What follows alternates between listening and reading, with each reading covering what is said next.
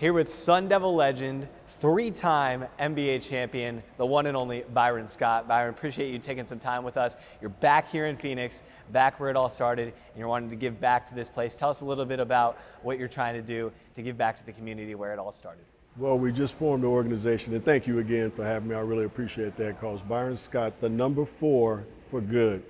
And what we're trying to really do is just get entrenched in the community and help with the homeless situation that we have, provide meals and hydration.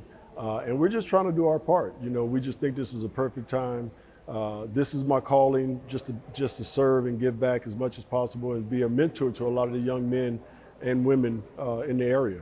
When you think back to the start of your basketball journeys, those days in Tempe, late 70s, early 80s, what are some fond memories you have from that time? Oh my God, some of the fondest memories is just the guys I played with. You know, Lafayette Fat Lever, you know, one of the best point guards in the country at that time, who had an unbelievable NBA career. Johnny Nash, you know, Sam Williams, Kirk Nimphius, Alton Lister.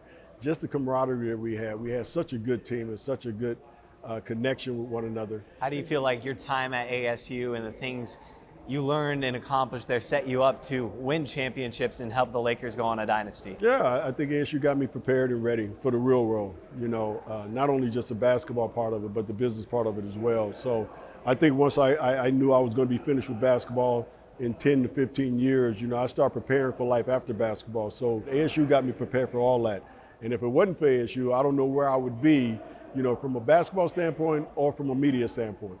What was it like going on those championships runs with the Lakers? It was fantastic. To be honest with you, a lot of times when you're in the midst of it, you don't appreciate it as much. You know, the great thing about the Lakers teams that I played for and played with is we have an unbelievable bond. You know, we are still very connected to this day. We still have events, and I'll call Magic and Coop and AC and James and Kareem and all those guys show up because we still support one another. So it was a family from the get-go that was formed when I got there, and it was all about winning. That's the greatest thing about that Laker organization and the Lakers teams that I played with.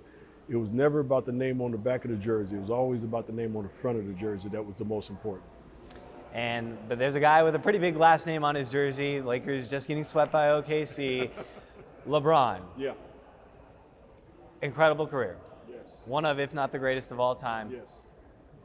Do you think he's going to come back for another year? I think he's going to come back and play another year or two. I just don't think it's going to be in LA. I think the Lakers are going to probably move on from LeBron. It's something that I've said publicly in Los Angeles, that I think it's time. I think it's run its course. I think they have to start building around Luka Doncic, and they need to bring in some fresh meat or fresh players.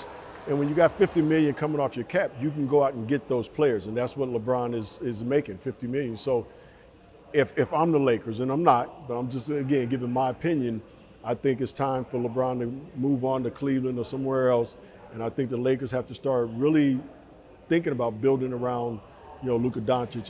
If they want to have a chance to be successful or win another championship in the near future, I think that's what they're going to have to do.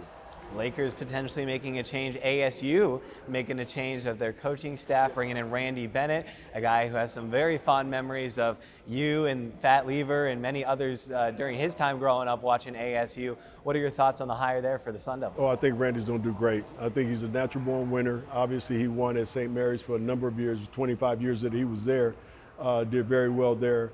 I know he's a Mesa guy. He's been here, you know, all his life, and his family's here.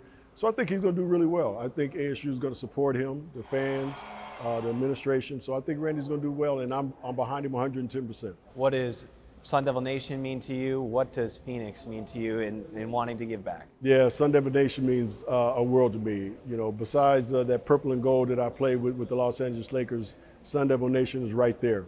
And for me to come back and be able to give back to the community is a big deal for me, because I have my parents, my dad, my cousins and nephews that lived here in Phoenix. Even way before I knew I was signing with Arizona State, I have family members that's been here all their lives. So for me to come back here is just bringing that family back. I want to leave that legacy here in Arizona, just kind of like I've done in Inglewood, California, and in California in general. And that's my mission, to come here and serve and to do the very best I can to help the community in Phoenix.